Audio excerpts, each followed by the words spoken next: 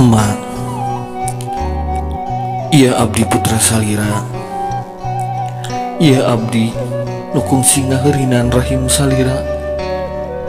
Nu 8 bulan digogeyot nalebet rahim salira. Matak ngahesekeun, matak nyapekeun ke salira. Sagala karasa ku salira nang karak eungap nyangigir nyeri nangkuban mah piraku.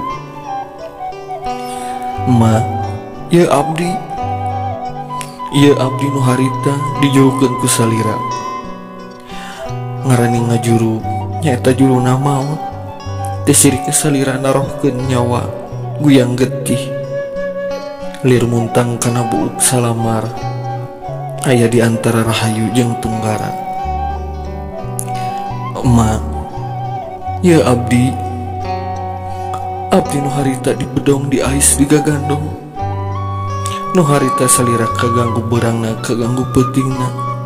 Ku kocak dengekna ceurik abdi.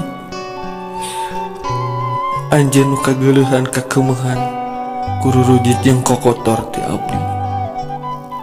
Ma, kiwari abdi tos nincak dewasa. Ngan hanjakal can bisa mulang tarima. Dalah nu aya masih keneh raja nyusahkeun salira. Ma, hampura abdi nu sok mindeng ngalawan kana pepatah salira. Nu sok mindeng ngaweahkeun kana panyarek salira. Abdi sadar geuning ayeuna karasana.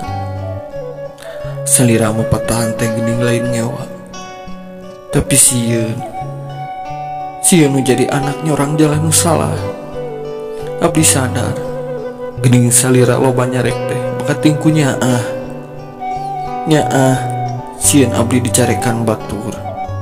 Sieun abdi jadi jalma nu carekeun agama jeung nagara. Ayeuna geuning karasa.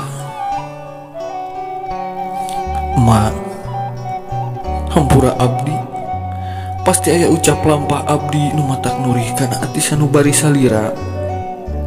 Malah nepi ka matak ngecerakeun cimata salira.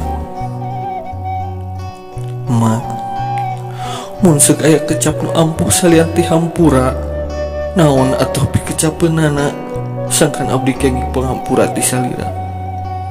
Da yakin hirup abdi moal aya guna, pasti katalang sara dunya jeung akhirat.